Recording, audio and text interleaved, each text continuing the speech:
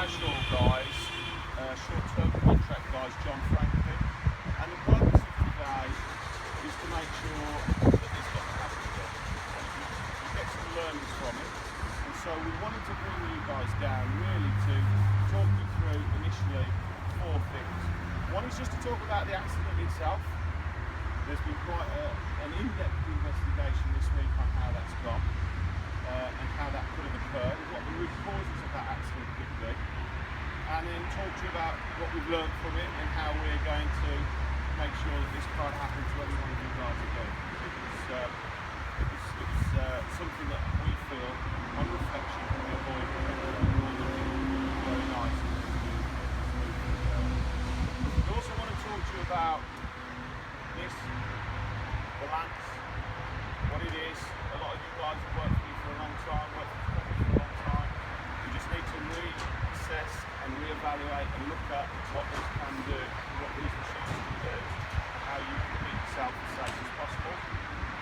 We also want to talk about an exclusion zone around your controlled work area. So be mindful of the public, be mindful of the contractors. These guys are on site with you a lot of the time as well. So how can we ensure that what comes out of this doesn't ever hit not just you, other contractors, the public and the site team on site. So going back to Sunday, okay, I want you just to imagine that this is the entrance to the forecourt on Sunday, which was Shell Stopsley, rather than go out there to the entrance of this one. So this is a footpath and then a road. Somebody has parked a van in a very similar position to where you've got your van stationed there. And as John was coming towards the end of the shift, he decided that obviously he was just going to wash down, he describes it as the last 2 feet. Okay? Out of the sort of peripheral vision, he sees a cyclist trying to get in between the van and the controlled work area to cycle down the street. And there, his first decision was the right one. Let's try and avoid spraying the cyclist with the spray that's coming out of the gun.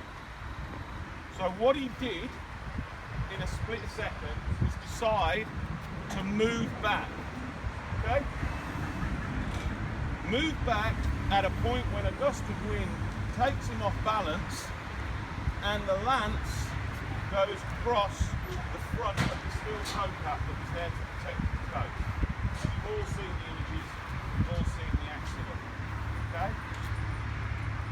One of the real questions that I had with John when we were talking through this is, as he's seen that person, what made him think of moving back was the spray, as opposed to stopping his gun. And he accepts on reflection that might have been the more sensible thing to have done and could have avoided the accident in that entirety. So we've looked at a couple of factors, and they are, one, how long was this? How long was his lance? And actually the lance he was using that day is identical to this one, so it was 1.4 metres. Okay? You all know the guidelines stipulate a minimum of 1.1 metres. Make sure that your lance remains at 1.4 metres, okay?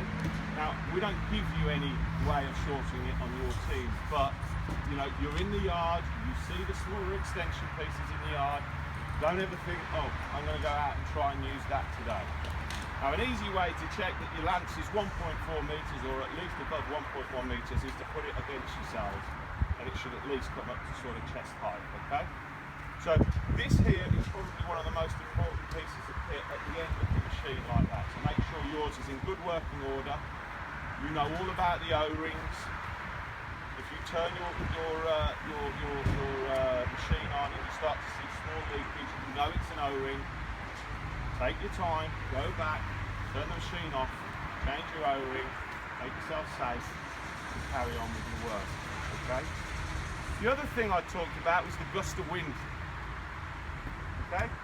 Now, to be fair, on the work clearance form that day, he had stipulated that there were windy conditions.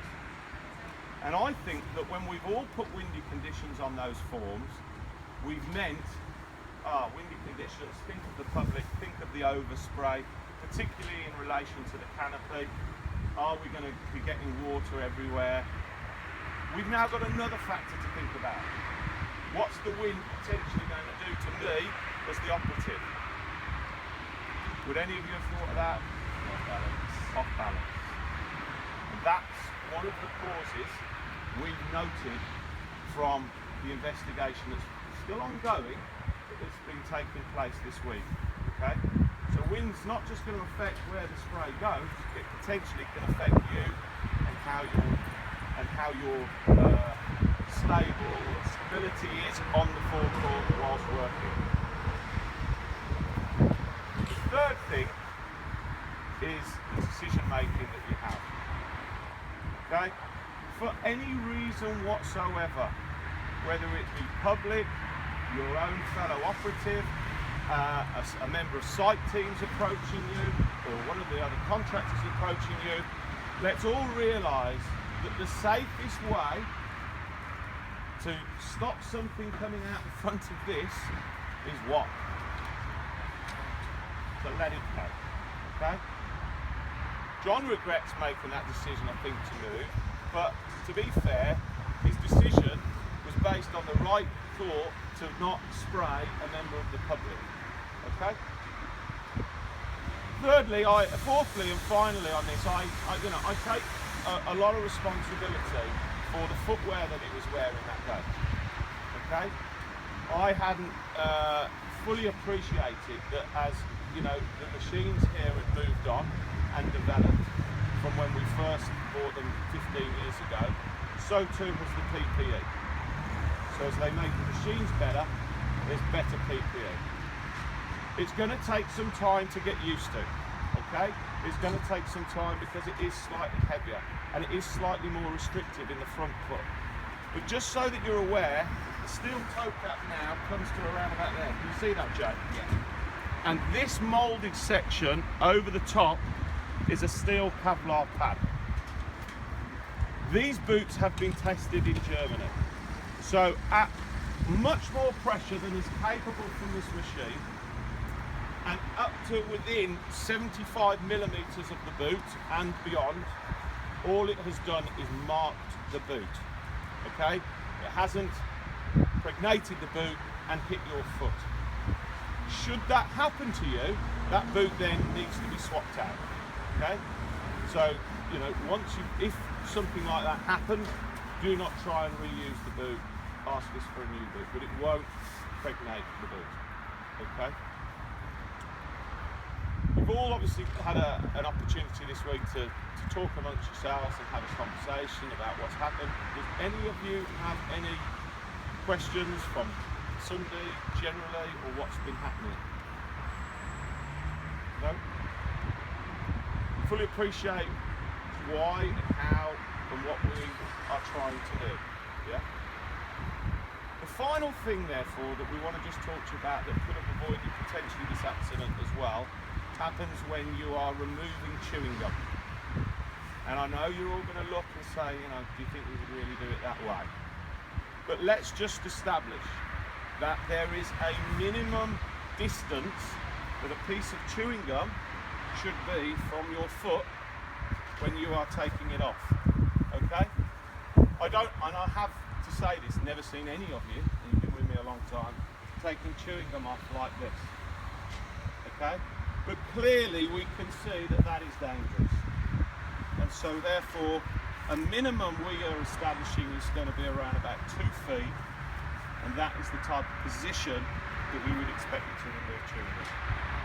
You do it, I know you do it, I just want to reaffirm that that's what's expected of us to do. Our principal contractor on this is silent. Tom, do you have any other? Not really, no, we've said everything. Good. Alright guys, now finish that.